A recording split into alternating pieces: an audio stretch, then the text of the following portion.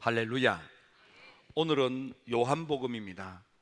요한복음은 마태복음, 마가복음, 누가복음에서 뭔가 부족하고 뭔가 더해져야 될 것이 있는 아쉬운 점이 있어서, 그래서 예수님의 사랑받는 제자 요한이가 쓴 마지막 복음서가 바로 요한복음이 되겠습니다. 그래서 네 번째 쓰여진 마지막 복음이라 하여 요한복음을 제4복음서 이렇게 부르기도 합니다. 예수님의 12제자 가운데 가장 사랑을 받았다고 자처하는 사도 요한입니다. 유일하게 예수님의 품에 안겨 예수님의 심장 소리를 들었던 제자로 그렇게 소개되고 있습니다. 역사학자들 가운데에는 베드로 사도의 가르침을 역사적 그리스도, 역사적 예수, 그리고 바울을 통한 예수님을 영적인 그리스도, 이렇게 좀 특징적으로 분류를 합니다. 그래서 역사적 예수라는 베드로 쪽으로 치우치면 예수님의 인간 예수님만 강조하게 되는 우를 범하게 되고, 그리고 영적인 그리스도를 말하는 바울 쪽으로 치우치면 이런 신비주의로 갈 위험이 있다고 합니다. 그래서 기독교 정통은 베드로와 바울의 중심을 잡은 요한의 신앙, 요한의 가르침이 기독교의 정통 신앙, 복음의 본질로 그렇게 해석하는 학자들도 있습니다. 그만큼 요한은 복음의 본질, 복음의 진수를 우리한테 잘 가르쳐주는 그런 예수님의 제자입니다. 요한복음을 통해서는 무궁무진한 많은 진리들이 그 속에 들어있지만, 오늘은 간단하게 몇 가지 생각하며 은혜를 나누고자 합니다. 첫째로 이 요한복음에서 보여줄 수 있는 것은 세례 요한입니다. 태초에 말씀이 계시고 말씀이 하나님이신데, 하나님이신 말씀이 생명의 빛을 가지고 육신을 입고 이 땅에 오신 분이 예수님이십니다. 그런데 흑암이 깨닫지 못하고 세상이 알지 못하고 백성들이 받아들이지 않는 불신앙의 세상에서 만일 생각을 비우고 마음을 열고 오신 예수님을 나의 그리스도 메시아로 모셔드리면 그는 구원을 받고 영생을 얻어 하나님 나라에 입성하게 되는 것입니다. 이것이 요한 사도가 가르치는 아주 중요한 복음의 핵심적 그런 진리가 되겠습니다. 세례 요한은 바로 이 진리를 많은 사람들에게 알리고 전하고 말함으로 세례 요한의 증언을 통하여 많은 사람들이 예수님을 모셔드리고 믿음을 갖게 하여 구원을 얻게 하고자, 그래서 세례 요한이 하늘로부터 보냄을 받았다, 이렇게 시작이 됩니다. 세례 요한은 여러분들이 잘 아십니다. 아버지 사가랴 목사님, 어머님 엘리사벳, 아버지 목사님과 어머니 사이에서 세례 요한은 너뚱이로 태어났습니다.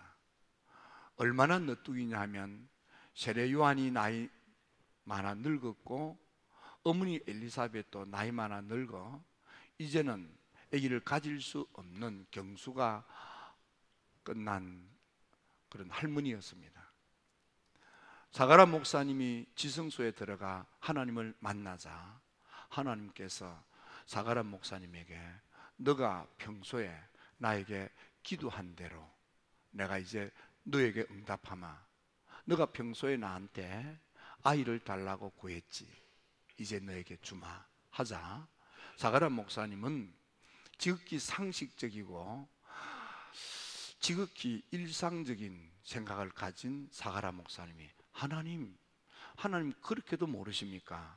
내 나이 늙었고 내 아내도 이제는 늙어 아기를 가질 수 없다는 것을 모르십니까? 아기를 가질 수 있을 때 주신다면 제가 아멘 하지만은 이 상식적으로 일반적으로 가질 수 없는 그런 믿을 수 없습니다. 이렇게 토로합니다. 하나님께서는 이런 상식적인 하나님, 일상적인 하나님으로만 믿는 사가람 목사님에게 하나님께서는 그 혀를 입천장에 붙여버리고 벙어리가 되게 하십니다. 그리고 못할 것이 없는 하나님이 상식을 뛰어넘어서 일반적인 일들을 뛰어넘어서, 그래서 나이 많아 늙은 사가라에게 잉태케 하고 태어난 아이가 바로 이 세례 요한입니다. 하나님께서는 사가라 목사님에게 상식에 갇혀 있고 일상에 갇혀 있는 이 사가라 목사님, 믿음은 있는 것 같고 지극히 신앙이 좋은, 그래서 대제사장이 되어서 하나님의 지성소에 들어갈 만큼 그런 분이셨지만은, 그런 상식을 뛰어넘고 일상을 뛰어넘는 못할 것이 없는 올마이티 갓이 되는 전능하신 하나님을 믿는 믿음은 없었던 것입니다. 하나님께서는 이 사가라 목사님에게 믿음을 갖도록 하기 위해서, 그리고 불신앙의 말을 더 이상 입에 담지 못하도록 벙어리가 되게 하시는 거예요. 그리고 태어날 아이의 이름까지도 하나님께서 지어주신 것입니다. 그래서 요한 사도가 이 사실을 예수님으로부터 듣고 그래서 말하는 것입니다.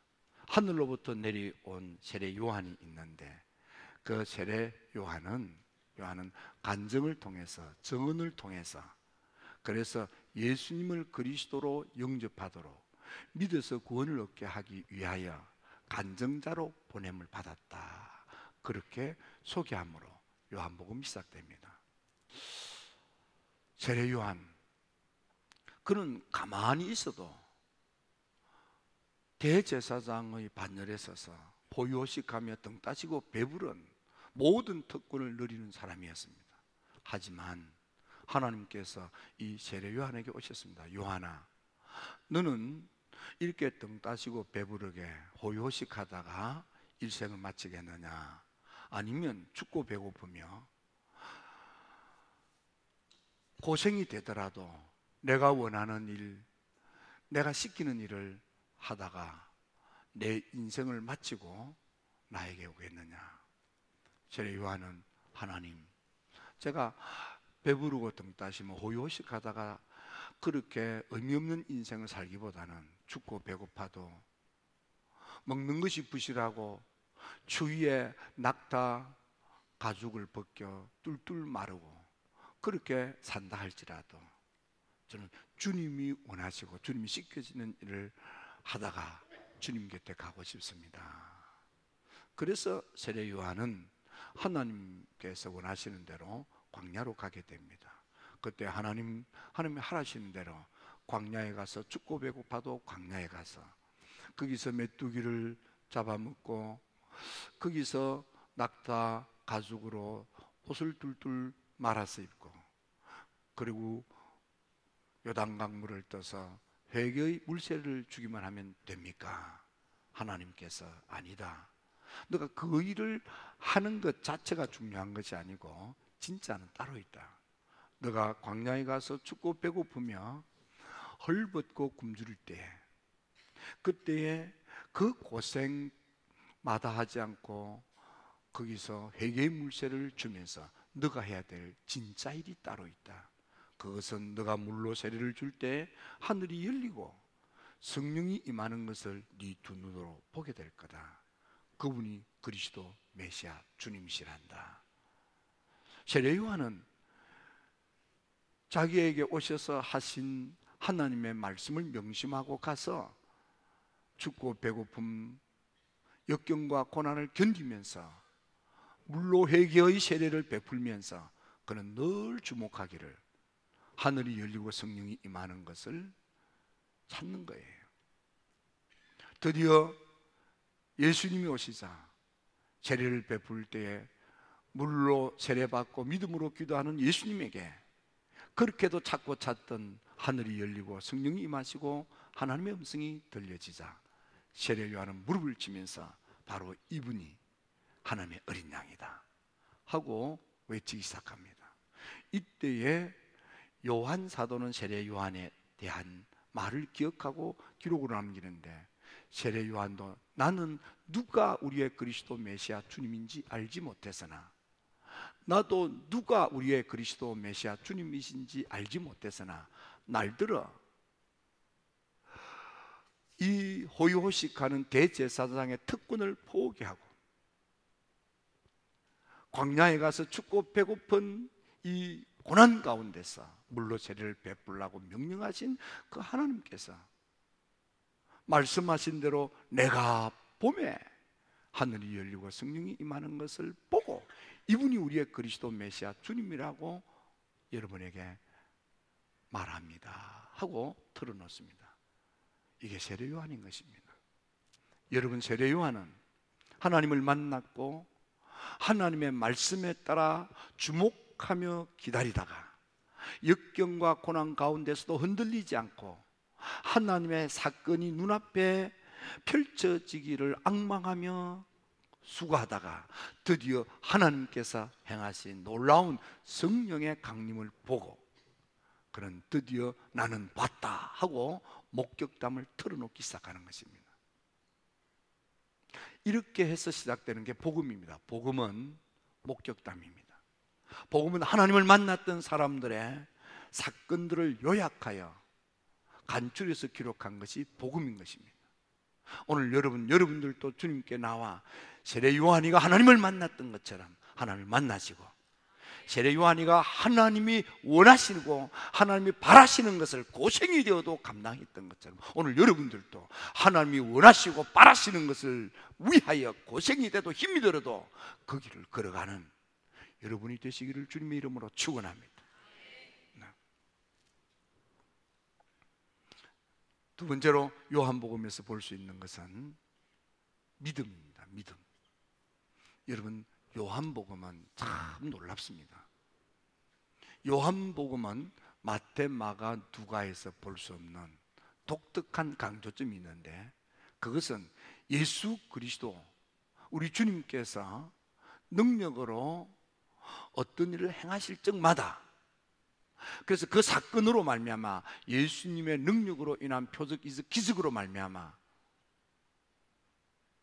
예수님을 받아들이지 못했던, 예수님을 수용하지 못했던 불신앙의 생각과 불신함의 마음으로 닫혀있고 갇혀있던 그들이 예수님의 표적이적 능력으로 말미암아 생각이 바뀌고 마음이 열려서 예수님을 믿게 되는 신앙사건이 일어났다는 것입니다. 그래서 세례 요한의 간증을 듣고 아무도 예수님을 그리스도로 영접지 아니했습니다. 그러나 세례 요한의 간증을 통해서, 그래서 그들의 생각이, 마음이 열리기 시작했고, 생각과 마음이 열리기 시작한 그들 앞에 예수님께서 그리스도로 능력의 표적, 기적이 일어나자 사람들이 드디어 믿게 되고 믿게 되는 놀라운 역사가 요한복음에 강조되어 있습니다. 이를테면 물이 변하여 포도주가 됩니다. 직장과 사업을 접고 예수님을 따랐던 제자들, 그는 직장을 포기하고 사업을 접을 만큼, 예수님을 따를 만큼 믿음이 있었으나 그 믿음은 부족한 믿음이었습니다. 그들 앞에서 물이 변하여 포도주가 되는 갈릴리 가나 혼인잔치에 하나님의 표적을 보고 그들은 드디어 예수님을 믿게 되었더라. 요한 웨슬리 목사님도 이 요한복음 2장에 물이 변하여 포도주가 되는 사건을 놓고 하나님의 능력을 경험하는 체험이 얼마나 중요한가를 강조했습니다. 우리가 하나님을 믿는 것 같습니다. 그래서 의지적으로 결단하고 직장도 사업도 포기하고 접고 주님을 따를 만큼 그렇게 믿는 것 같은데 그 믿음은 여전히 부족했던 믿음이라 이 말이에요.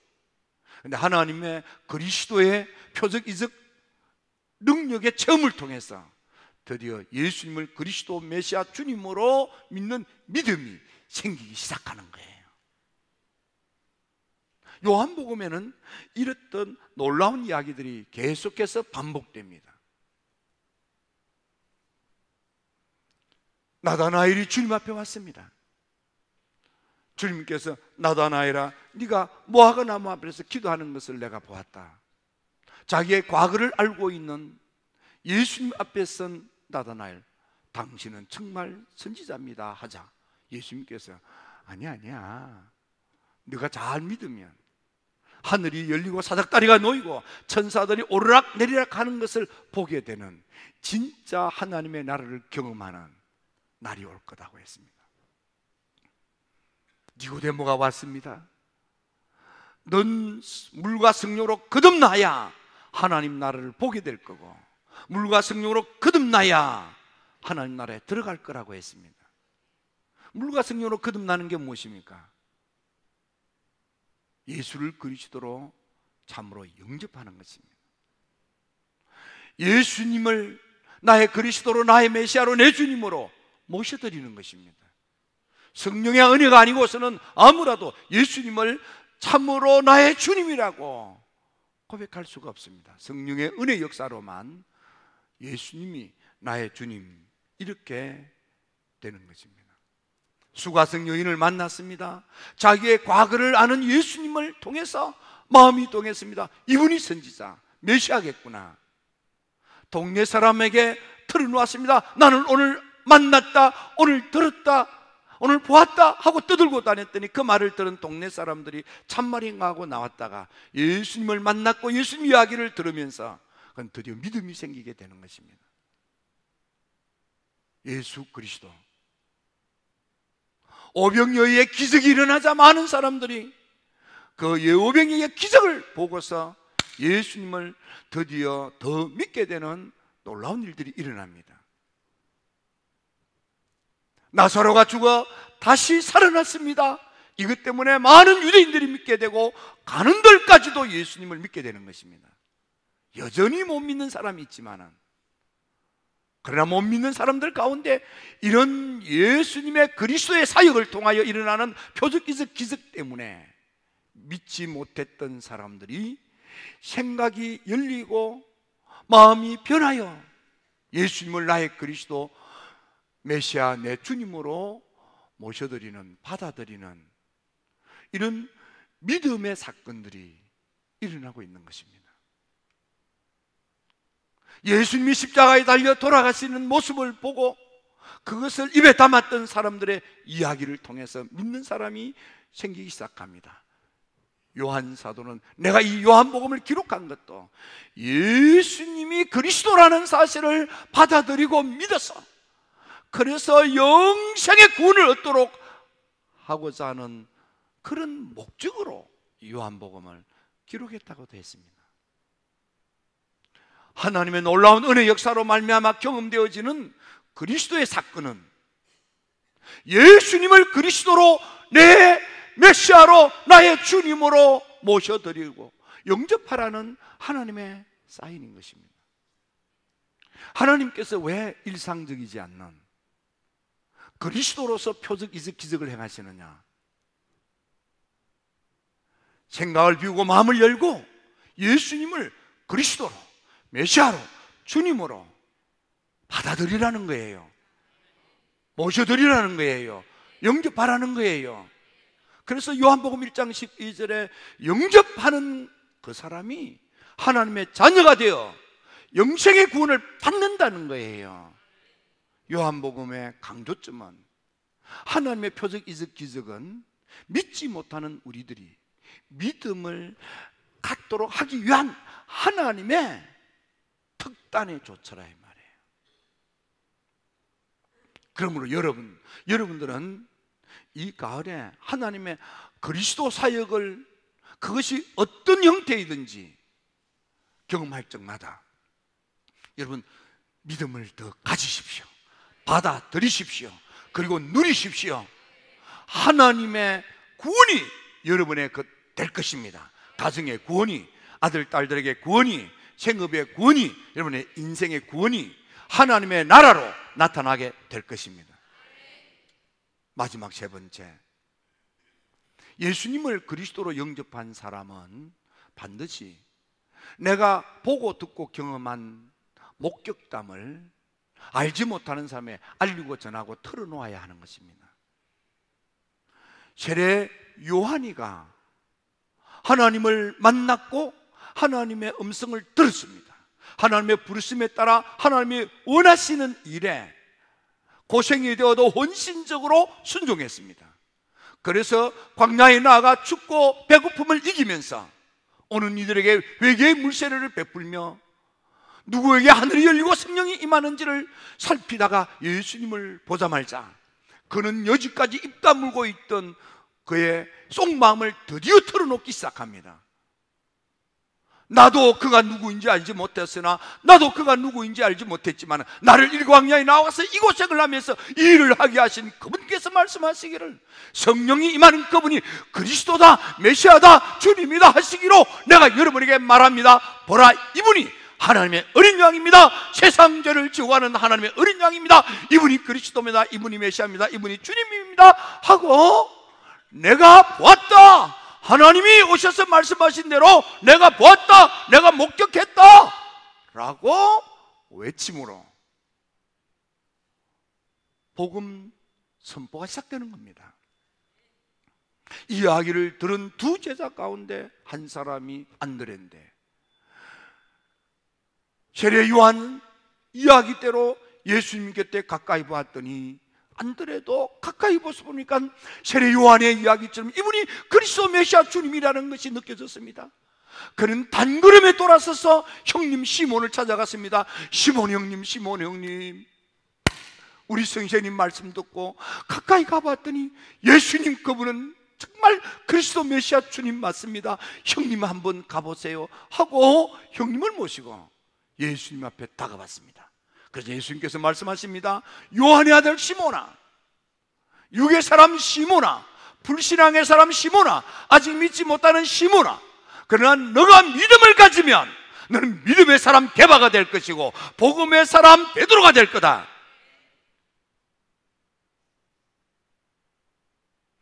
안드레가 예수님이 그리스도 메시아 주님이라는 사실을 느끼자 이걸 입 다물지 않고 돌아서서 알리고 전하고 말한 것입니다.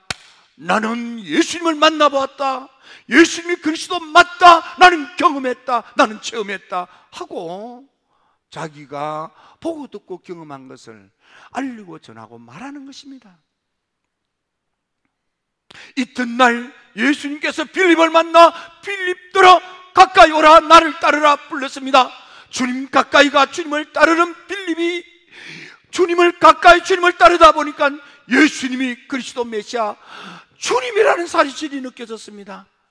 그래서 그는 또 입 다물지 아니하고 돌아서서 단걸음으로 자기 친구 농장을 경영하고 있는 나다나엘을 찾아간 것입니다.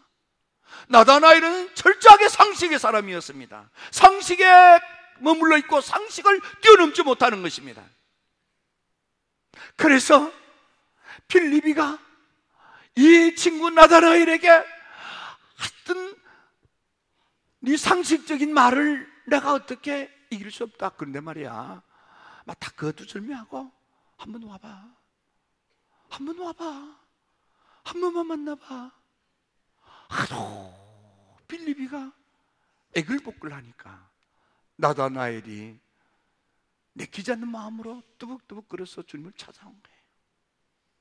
주님께서 찾아온 나다나엘 보고 너가 전에 기도 샤워하는 걸 내가 다 보았고 알고 있다, 그 말 한마디에 나다나엘이 깨어지는 것입니다. 이분이 정말 그리스도 메시아 맞구나, 당신은 하나님의 선지자가 맞습니다. 그래서 예수님께서 지금은 나에 대한 믿음이 그 정도지만은 앞으로 너가 믿음을 가지면 하늘이 열리는 걸, 하나님의 나라가 열리는 것을 보게 될 거다. 사닥다리가 놓이는 걸 보게 될 거다. 천사들이 오락내리락 하는 것도 보게 될 거다. 네가 지금 깨닫는 것 그건 아무것도 아니야. 앞으로 무궁무진한 하나님의 나라가 내 앞에 열려질 거다 이 말이에요.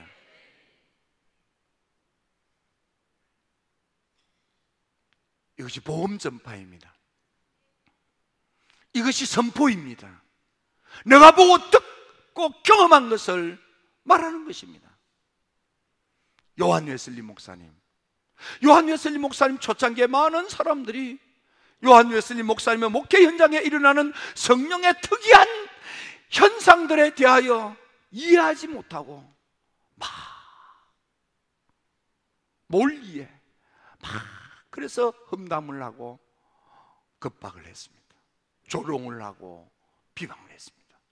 그럴 때마다 요한 웨슬리 목사님은 나는 매일 이런 놀라운 하나님의 은혜로 말미암아 사람이 변화되는 것을 봅니다, 듣습니다. 내 주변에 이런 사람이 너무 많습니다 하고 보고 듣고 경험한 것을 나는 포기할 수 없습니다 라고 외칩니다. 웨슬리 목사님 형님이 동생아, 하나님이 그렇게는 역사하지 않는다 하고 동생을 나무랐습니다. 형님도 목사님이시고 티버든 학교 교장 선생님이셨습니다. 그래서 그 형님한테 1739년 4월 4일 날 편지를 쓰면서 형님, 나는 이런 그 현상을 매일 눈으로 보고 귀로 듣습니다. 하나님의 이런 체험을 하면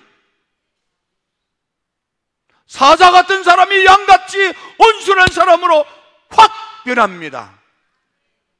나쁜 습관에 중독되어 있는 사람이 그 중독을 벗어 해방되어서 신사로 변합니다.